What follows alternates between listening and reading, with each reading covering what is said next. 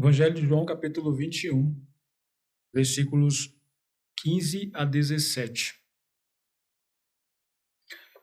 Diz assim a palavra do Senhor. E depois de terem jantado, disse Jesus a Simão Pedro: Simão, filho de Jonas, amas-me mais que estes? E ele respondeu: Sim, Senhor, tu sabes que te amo. Disse-lhe: apacenta os meus cordeiros. Tornou a dizer-lhe segunda vez: Simão, filho de Jonas, amas-me? Disse-lhe: Sim, Senhor, tu sabes que te amo. Disse-lhe: apacenta as minhas ovelhas. Disse-lhe terceira vez: Simão, filho de Jonas, amas-me? Simão entristeceu-se por lhe ter dito terceira vez: amas-me? E disse: Senhor, tu sabes tudo. Tu sabes que eu te amo. Jesus disse-lhe: apacenta as minhas ovelhas. Bom, irmãos, aqui na minha Bíblia tem o título, que foi colocado. Não é um título inspirado, mas foi colocado aqui pelos tradutores, onde Pedro é restaurado por Jesus. E realmente, esses 3 versículos, eles tratam sobre isso. Pedro está sendo aqui restaurado por Jesus após, aquele episódio da sua negação a Jesus. No nosso estudo semana passada, nós estudamos na aparição de Jesus aos discípulos ali no mar, na Galileia.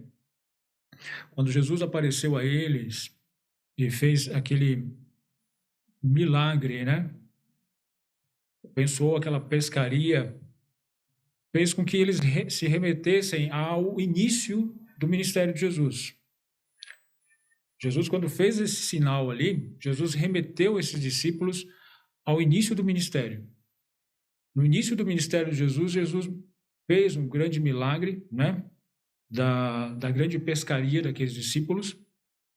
E naquela pescaria, Jesus disse que eles não seriam mais pescadores de peixes, mas pescadores de homens.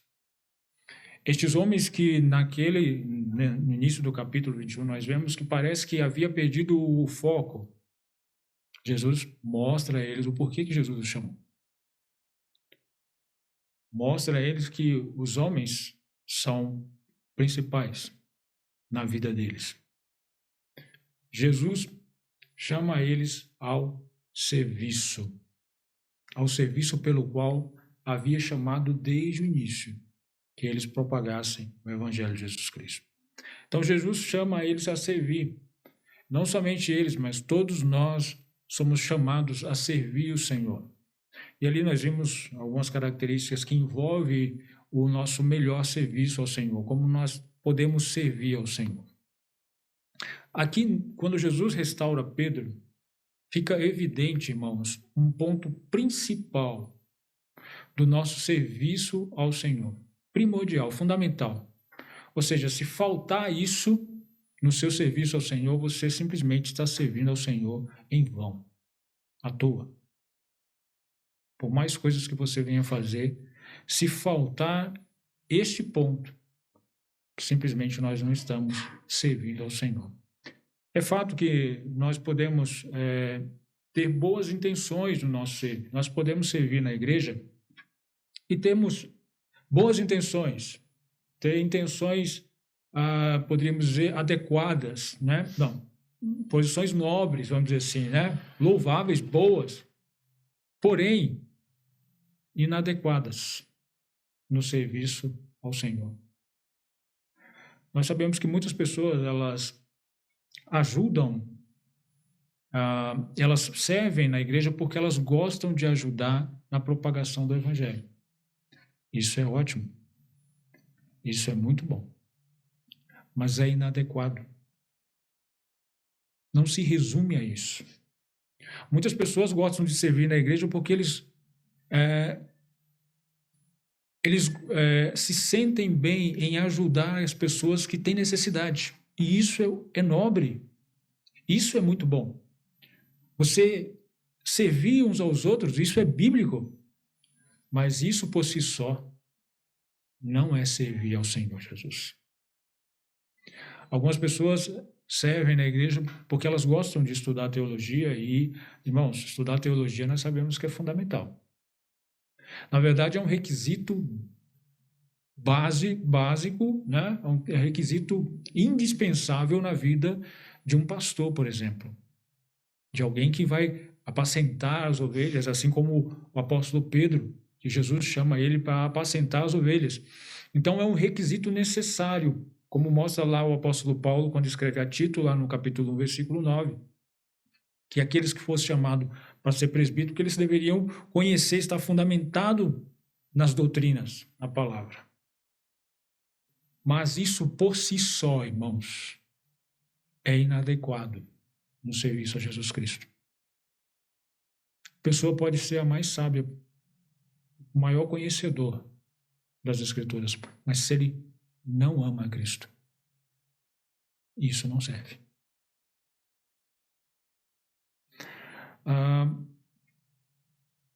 Algumas pessoas elas servem na igreja porque elas sentem satisfação por isso. E é bom, nós sentimos satisfação quando nós sabemos que Deus nos usou para algo. Porque o nosso serviço ao próximo é porque Deus nos usou. E isso é bom trazer satisfação e saber que Deus nos usou para servir alguém.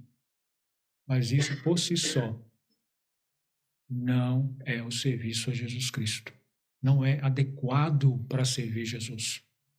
Irmãos, eu estou falando em um nível aqui que nós cristãos podemos fazer, né, involuntariamente, ou não é totalmente condenável. Mas nós sabemos que tem aquelas pessoas, algumas atitudes que elas realmente caem no nível carnal, onde muitos servem na igreja, muitas pessoas se encontram nas igrejas porque elas se sentem importantes quando elas estão servindo na igreja e as pessoas simplesmente as louvam por isso, as elogiam por isso. Essas pessoas elas estão fadadas ao fracasso. Elas não vão muito longe. Isso não dura a longo prazo. Por quê? Porque assim que acaba os elogios, os aplausos que essa pessoa acha que merece, logo ela deixa de servir ao Senhor. Isso é meramente carnal. Muitas pessoas elas servem ao Senhor porque elas gostam de estar no centro das atenções. Servem na igreja, né? Melhor dizendo, servem dentro das igrejas porque elas gostam de estar no centro das atenções. Nós, infelizmente, vemos muito disso por aí. Onde o centro é o homem. Jesus Cristo não está mais no centro, mas o homem está no centro. Então, muitas são as pessoas que servem a Cristo por causa disso, que dizem estar servindo, desculpe, eu estou errando aqui a minha fala, mas dizem estar servindo a Cristo por causa disso, através disso. Elas se colocando no centro das atenções. Uns servem porque simplesmente eles gostam da sensação de estar na liderança, da importância de ser um líder. Ele gosta do sentimento de liderança. Infelizmente, às vezes a gente ouve sobre isso, alguns lidando com as igrejas como se fosse propriedade deles. A Bíblia condena isso. E acredito que os piores, né? Nós poderíamos dizer que são os piores, são aqueles que estão à frente de igrejas com o intuito de se enriquecerem através das pessoas, às custas das pessoas. Eles estão dentro das igrejas, eles estão ali, né? Aparentemente servindo ali, mas o intuito é outro. Então, esses são motivações carnais que nós podemos ver. Infelizmente, vemos em muitos locais que se dizem igreja, pessoas assim, dessa forma, servindo com essas intenções. Mas aqui, no nosso texto, irmãos, nós vemos o intuito de Jesus é a restauração de Pedro. É restaurar Pedro ao serviço a ele. Quando Jesus ressuscitou, né, e estava ali o anjo na sepultura vazia, e aquelas mulheres foram até o sepulcro, quando o anjo chegou a elas, lá em Marcos, diz que o anjo falou assim para eles, Marcos 16, versículo 7, mas ide, dizei aos seus discípulos e a Pedro, que ele vai adiante de vós para a Galiléia, e ali o vereis, como ele vos disse. Percebe isso? Que aqui o anjo, quando fala assim, diz aos seus discípulos e a Pedro. Isso aqui, com certeza, era Jesus estava restaurando Pedro, mostrando para ele que a sua falha não o reprovou perante o Senhor. Jesus não ia rejeitá-lo pela sua falha, pelo que ele havia cometido. Eu acho que o fato de essas mulheres ter levado essa notícia de que o anjo disse para os discípulos e Pedro, isso foi palavras de ânimo ao apóstolo Pedro. Foram palavras que serviram para levantar o seu espírito. Ele que estava totalmente cabisbaixo, né, deprimido por ter cometido tão grande falha, né, de negar Jesus 3 vezes. Ele, talvez, quando ele ouviu isso, talvez, né, nós podemos conjecturar, né, imaginar, peraí, o anjo falou, e Pedro falou o meu nome? Sim. Falou o nome de Pedro, porque o Senhor estava assegurando a ele que não o havia rejeitado pelo fato dele ter negado Jesus 3 vezes. Então, Jesus está aqui claramente no nosso texto, restaurando Pedro ao serviço a ele, para que Pedro pudesse servi-lo.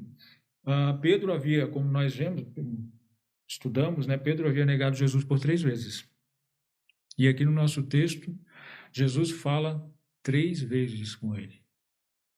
Pedro, amas-me?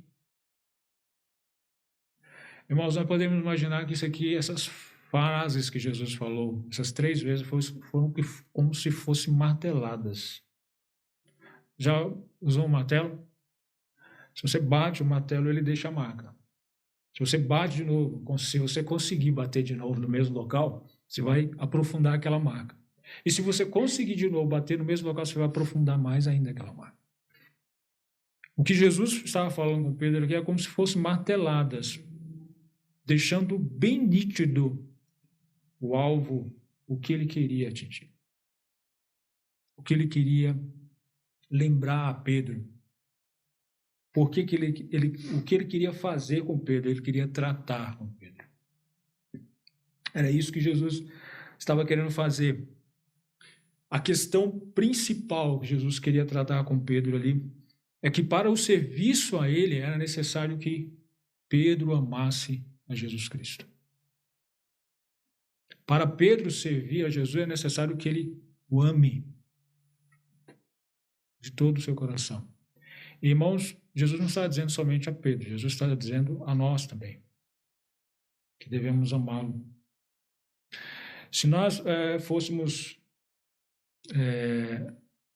parafrasear ali, né? 1 Coríntios capítulo 13, o que Paulo fala ali? Paulo fala sobre o que ali? Sobre o amor, né? Ainda que eu falasse a língua dos anjos, ou seja, se eu fosse o pregador mais eloquente do mundo,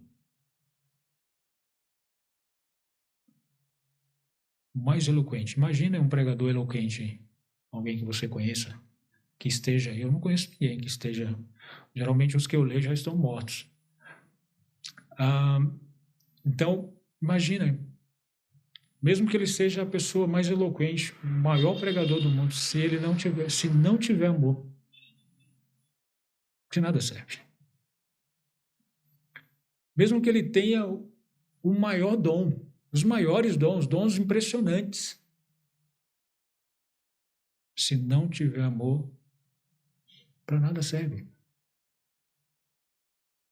Mesmo que ele sofresse como mártir, né? Morresse por causa de Cristo, por causa do Evangelho, mas se não tiver amor,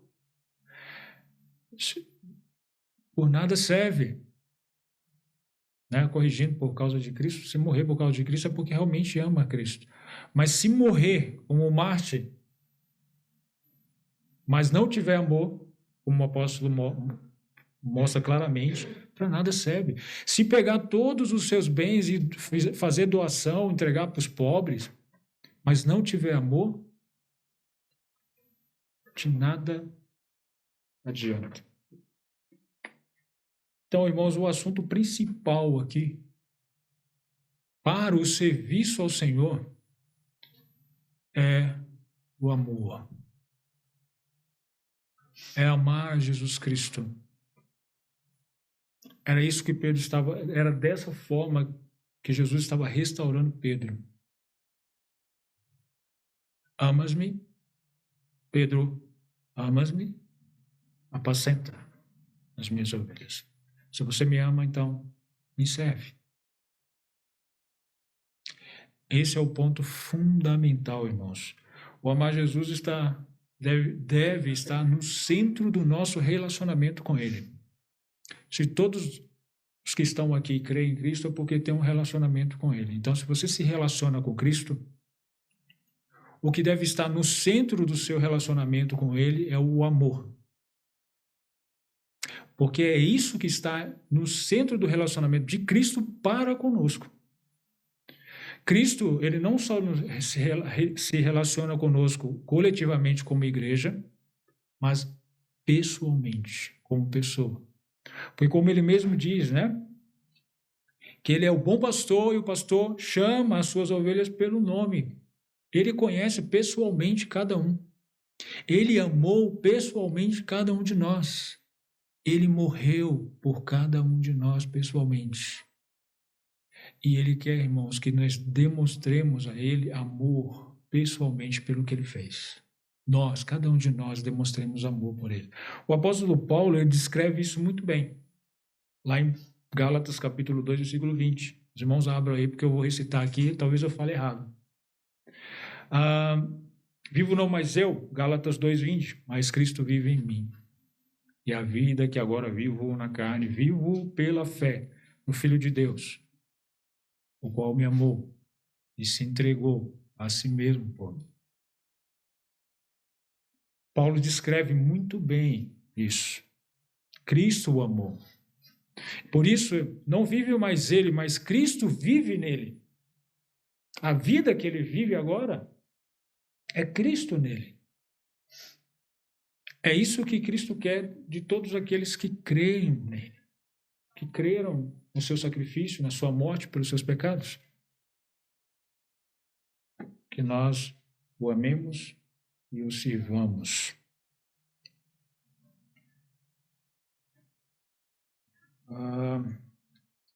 Essas três perguntas, irmãos, que Jesus faz a Pedro, elas são feitas a nós também. Amas-me? Você me ama?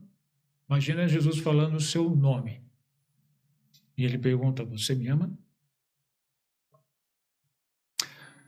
Irmãos, quando nós lemos esse texto, né, ou texto que se refere a amor, dificilmente a gente não se remete ou não se lembra de uma exortação que o próprio Jesus fez a uma igreja. Lembra qual é a igreja? Apocalipse, capítulo 2, a igreja de Éfeso. Jesus faz uma grande exortação àquela igreja. E é justamente por falhar nesse requisito. Lá em Apocalipse, capítulo 2, versículos 2 a 4, diz assim: Conheço as tuas obras e o teu trabalho e a tua paciência, e que não podes sofrer os maus, e puseste à prova os que dizem ser apóstolos e não são, e tu os achastes mentirosos, e sofrestes, e tens paciência, e trabalhastes pelo meu nome, e não te cansastes. Tenho, porém, contra ti que deixastes o teu primeiro amor. Irmãos, aquela igreja era uma igreja que estava muito bom, muito bem em muitas áreas. Percebe-se? Veja bem, né? Ela tinha paciência, era uma igreja que estava sofrendo os maus, as pessoas más, né? Que estava colocando à prova os falsos apóstolos, né? Que se levantavam no meio deles, que encontrou eles como mentirosos, ou seja, era uma igreja que estava defendendo a sã doutrina, os ensinamentos bíblicos. Era uma igreja que estava sofrendo, né, provavelmente sofrendo por causa dessas coisas, por defender a sã doutrina, que estava trabalhando pelo nome do Senhor, que estava trabalhando incansavelmente. Era uma igreja que poderia até dizer assim: Senhor, observa o que nós estamos fazendo pelo Senhor. Hã?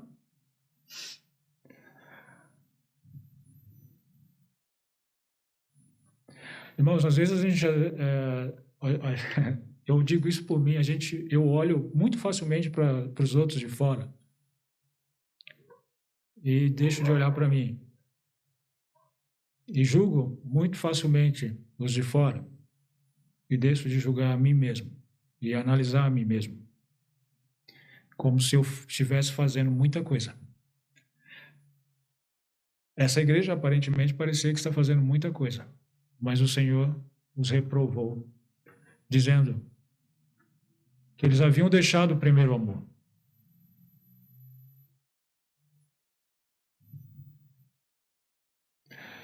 Se nós fizermos uma confrontação entre o que Paulo exorta à igreja de Corinto e o que Jesus disse àquela igreja, tudo o que eles fizeram não estava servindo para nada.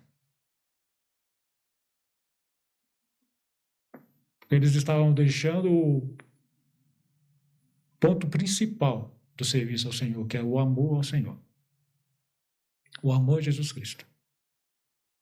A doutrina é importante? Sim, irmãos, é muito importante. É fundamental. Nós precisamos ter uma sã doutrina e precisamos defender, precisamos propagar essa sã doutrina. Por quê? Porque se nós não fizermos isso, é capaz de ficamos sujeitos a um falso evangelho, como a igreja de Gálatas. Um falso evangelho que não é evangelho. Então é necessário defendermos a doutrina como eles estavam fazendo, testando os falsos apóstolos, os falsos ensinadores, defendendo a sã doutrina. Precisamos defender a sã doutrina, senão a gente vai crer num Cristo falso, criado por nós mesmos, né? Ou por qualquer outro homem, aí, um Jesus Cristo criado por homens. Isso é fato. Se nós não defendemos e não estudamos a sã doutrina, nós podemos cair nesse erro. Mas a sã doutrina, todo o conhecimento que nós temos, não vai servir de nada se nós deixarmos o amor a Jesus Cristo. Se nós não avaliarmos a nós mesmos, quando Jesus nos pergunta: você me ama? Tudo que você está fazendo aí, você está fazendo porque você me ama? Se for, amém. Se não for, irmãos, fiquemos sabendo antecipadamente que não vai servir para nada. Que não está sendo algo agradável ao Senhor.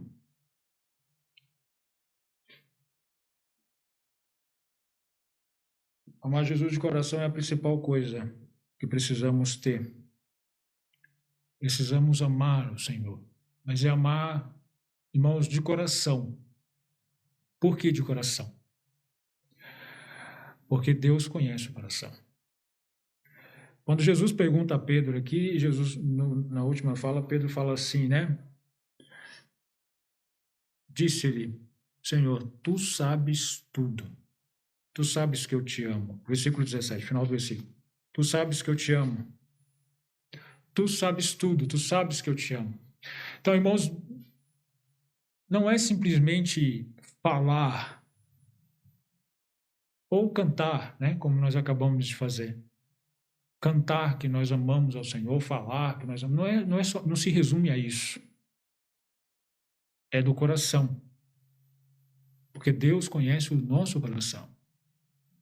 É o nosso coração que Ele esquadrinha e Ele sabe. Por que nós fazemos as coisas? Qual é a nossa intenção? O que está nos motivando? Lembrando, Jesus está restaurando Pedro, mostrando a ele e a nós a verdadeira motivação ao serviço a Jesus Cristo. O amor. Se nós amamos, nós estamos aptos para servi-lo.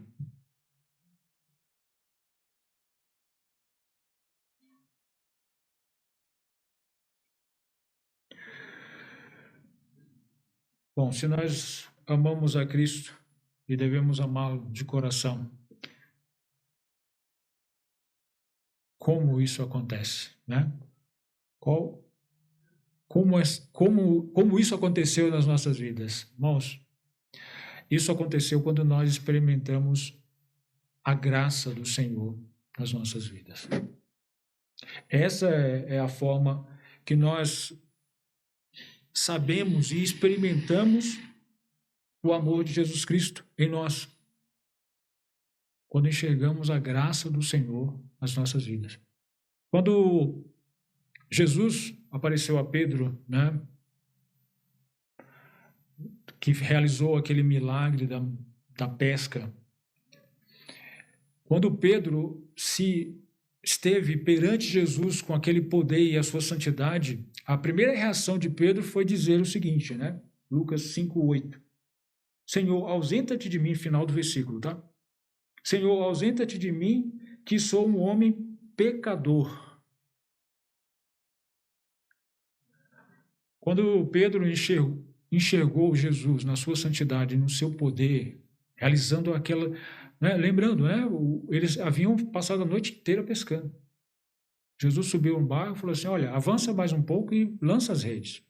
Mas Senhor, Pedro, né, questionou, mas Senhor, passamos a noite toda fazendo isso, mas em teu nome vamos fazer. E eles fizeram. E fez uma pesca tão grande que o barco quase afundou, teve que chamar outros para ajudar. Pedro enxergou ali que ele não estava falando com um homem qualquer. Ele estava falando com o Filho de Deus. Ele viu ali a santidade de Jesus e o seu poder. Consequentemente, ele viu o seu pecado. O quão pecador ele era. Por isso ele falou, Senhor, ausenta-te de mim que sou um homem pecador. Mas naquele momento, irmãos, naquele mesmo contexto, no versículo 10, sabe o que Jesus disse para ele? Não temas, de agora em diante serás pescador de homens.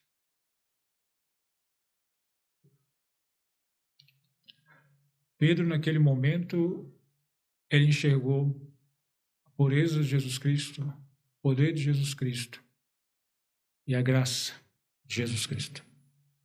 Ele experimentou naquele momento. Assim como ele estava experimentando neste momento aqui. Quando Jesus está restaurando Pedro, é isso que Pedro pôde experimentar ali. Jesus está mostrando para ele o seu pecado, a sua grande falha em negar Jesus. Por 3 vezes,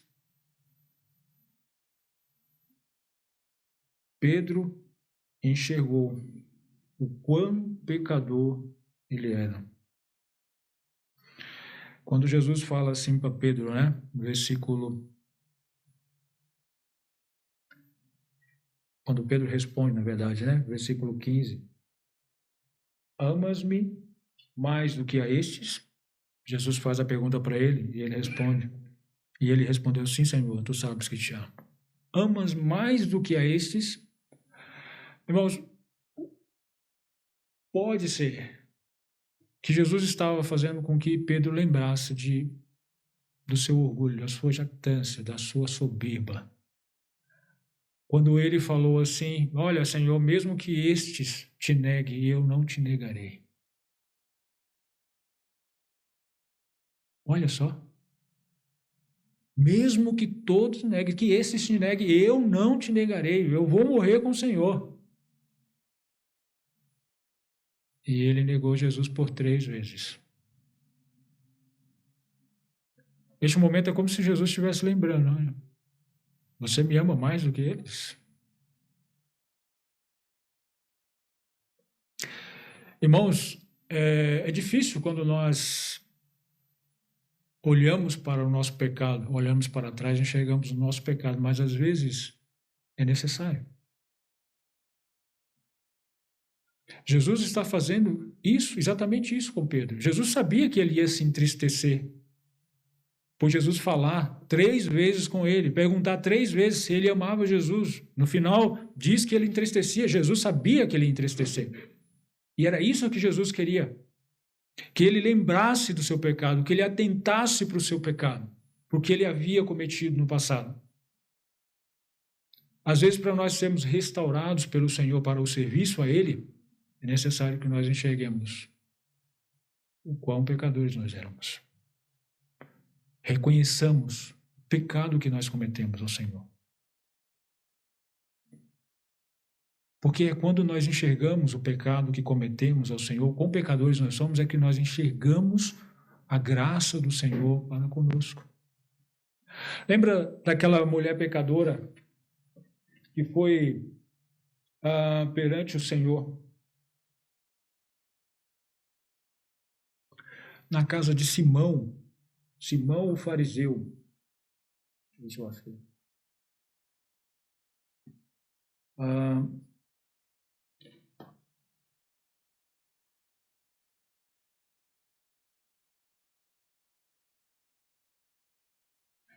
Simão o fariseu, Lucas 7:47. Jesus estava ali na casa daquele homem, né, para cear, e a pecadora, a mulher, foi e ela começou ali a enxugar os pés de Jesus, né? A ungir os pés de Jesus com lágrimas e enxugar os pés dele, chorando ali, ungiu com incenso e chorando naquele momento. O que Jesus disse ali àquelas pessoas dessa mulher? Ele fala assim no versículo 47, Lucas 7:47. Por isso te digo que os seus muitos pecados lhe são perdoados, porque muito amou. Mas aquele a quem pouco é perdoado, pouco ama. Jesus está dizendo aqui que tem alguns que são menos perdoados do que outros? Não. Jesus não está dizendo isso. Que alguns são menos perdoados do que outros. Jesus não está dizendo isso, porque todos nós somos pecadores constantes. O que eu quero dizer com isso? Constantes. Todos nós pecamos todos os dias. Todos. Quando eu estou falando todos, não estou me referindo somente a nós aqui, não. Porque a Bíblia, a palavra de Deus, quando ela fala todos, ela está se referindo a todos. No planeta inteiro, em todos os tempos, em todas as épocas. Todos os homens pecam constantemente contra o Senhor. Então não é isso que Jesus está dizendo, que uns são mais perdoados do que os outros. O que Jesus está dizendo aqui é que uns enxergam mais do que os outros o quanto são perdoados.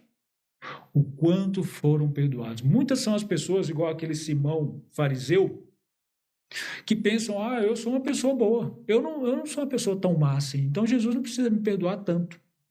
Jesus não pagou tanto assim os meus pecados. Foram poucas coisas. Pouquinhas coisas que eu fiz de errado foram lançadas sobre eles, então ele não precisou me perdoar tanto. Sabe qual é o problema de pessoas assim? Elas não conseguem amar Jesus como deveria. Porque como o próprio Jesus disse, aqueles que muitos são perdoados são aqueles que amam mais. Aqueles que reconhecem o quão pecadores são aqueles que amam mais. Era justamente isso que Jesus estava fazendo com Pedro. Que ele enxergasse os seus pecados, o quão pecador ele foi. Para que ele pudesse enxergar a graça do Senhor para com ele. Irmãos, Nós precisamos, às vezes, olhar para os nossos pecados e reconhecer o quão pecadores nós somos. E olhar para Jesus Cristo e ver que, mesmo sendo pecadores e tendo cometido pecados graves perante o Senhor, Ele não nos rejeitou por isso. Pelo contrário, nós não vimos o seu juízo, mas o seu perdão. Quando você olha para Jesus e não vê o julgamento dele, mas o seu perdão, você vê ele dizendo assim, olha, perdoados estão os teus pecados. Aí você passa a amá-lo mais. É dessa forma que o apóstolo Pedro estava amando o Senhor, porque ele reconheceu os seus pecados. É dessa forma que o apóstolo Paulo, é dessa forma que os outros apóstolos, é dessa forma que muitos homens em toda a história, é dessa forma que muitos homens na nossa história estão sofrendo por causa de Cristo, porque enxergam o quão pecadores são e o quão gracioso Jesus Cristo foi para com eles, em perdoar os seus pecados, suas falhas. Bom, irmãos, e o resultado de tudo isso, quando nós amamos ao Senhor, o resultado é apacenta as minhas ovelhas. Quando nós amamos ao Senhor, o resultado é serviço. É servir ao Senhor.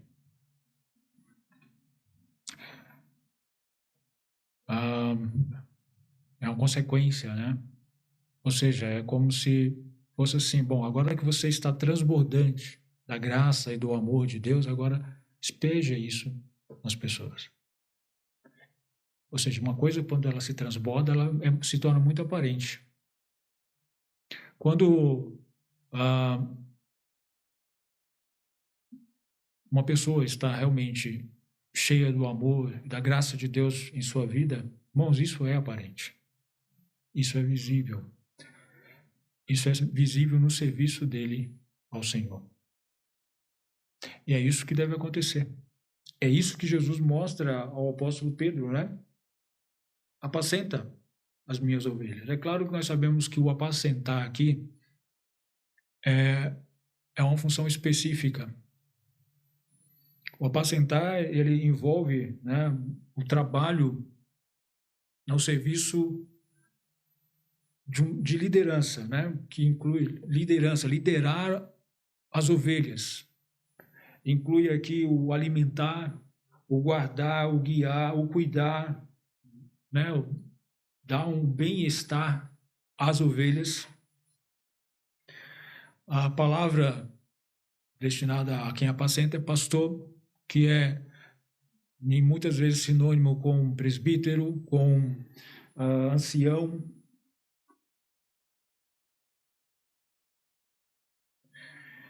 Na verdade, o apóstolo Pedro ele faz até uma referência a esse chamado de Jesus Cristo lá na sua carta, lá em 1 Pedro, capítulo 5, versículos 1 a 3. Ele fala assim aos presbíteros que estão entre vós, admoesto eu, que sou também presbítero com eles, e testemunha das aflições de Cristo, e participantes da glória que se há de revelar. Apacentai o rebanho de Deus que está entre vós, tendo cuidado dele, não por força, mas voluntariamente, nem por torpe ganância, mas de ânimo pronto, nem como tendo domínio sobre a herança de Deus, mas servindo de exemplo ao rebanho. O amor a Jesus Cristo é a base para o serviço ao Senhor.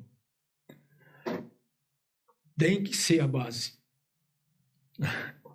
Porque, irmãos, nós sabemos que não é fácil, né? Falando um pouco aqui sobre o ofício de um pastor, né? De aquele que pastoreia, não é fácil cuidar de ovelhas. Não é fácil.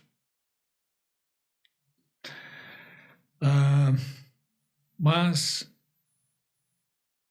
aquele que foi chamado para isso, aquele que está nesse ofício, ele precisa ter como base o amor.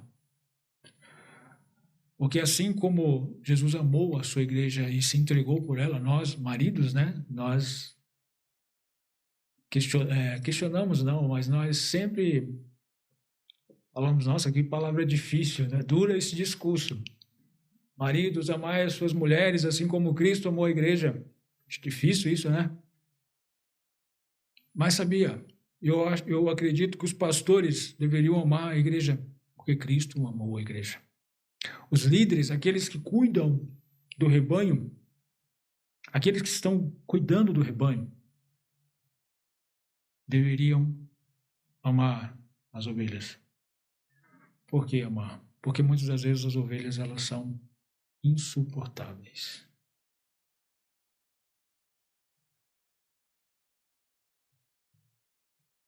Desanimadoras.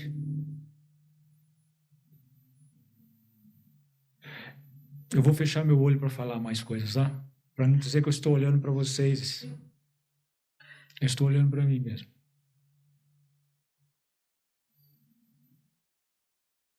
Reconheço que às vezes sou insuportável.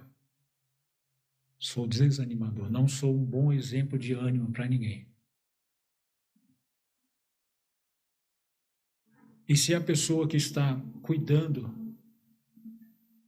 se não for o amor de Jesus Cristo, se não for por amor ao pastor, não irá muito longe. Não é o que as ovelhas podem oferecer ao pastor, mas é o que o pastor dos pastores ofereceu ao líder, ofereceu ao cuidador das ovelhas. Então, irmãos, todo aquele que cuida das ovelhas, ele faz isso porque ama o pastor das ovelhas, ama Jesus Cristo. Não faz isso esperando algo das ovelhas, mas faz isso porque Cristo já deu tudo para ele.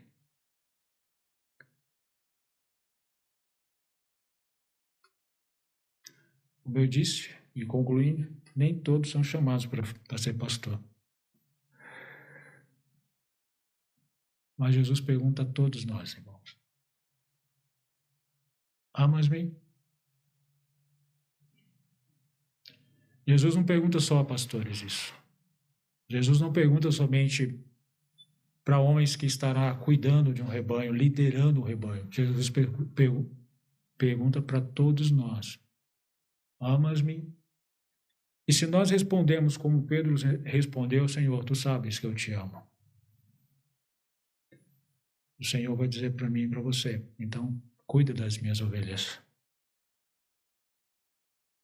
A palavra de Deus nos mostra, irmãos, que o cuidar das ovelhas não é função somente do pastor e unicamente dele. A palavra de Deus nos mostra, em algumas passagens, que nós devemos exortar uns aos outros. Isso é papel somente do pastor? Ali está falando somente a ele? Não.